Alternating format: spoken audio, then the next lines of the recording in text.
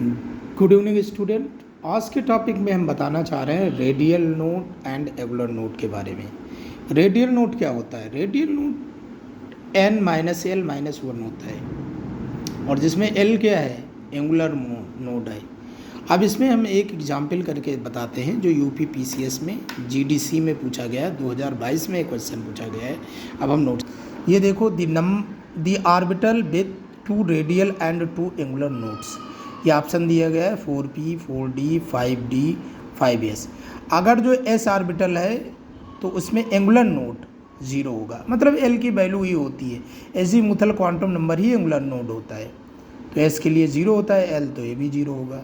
p के लिए angular note क्या हो जाएगा? 1 हो जाएगा, क्योंकि l भी 1 होता है। d के लिए 2 हो जाएगा, f के लिए एंगुलर नोट 3 हो जाएगा। तो इसमें पूछ रहा है कि आर्बिटल में 2 रेडियल नोट 2 एंगुलर नोट, तो ये तीनों गलत हो गए, एक ही ऑप्शन सही होगा, मतलब ऑप्शन 5d सही होगा।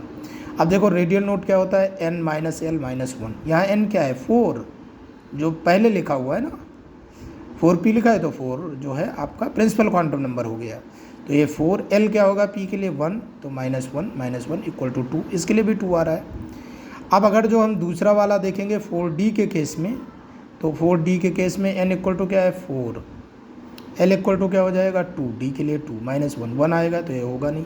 5d के लिए देखेंगे तो क्या हो जाएगा? Radial note n minus L minus one, n क्या है? 5 है और l क्या है? 2 है, तो 5 माइनस 2 माइनस 1 इक्वल टू 2, इसलिए ऑप्शन सी इसका क्या होगा? करेक्ट होगा।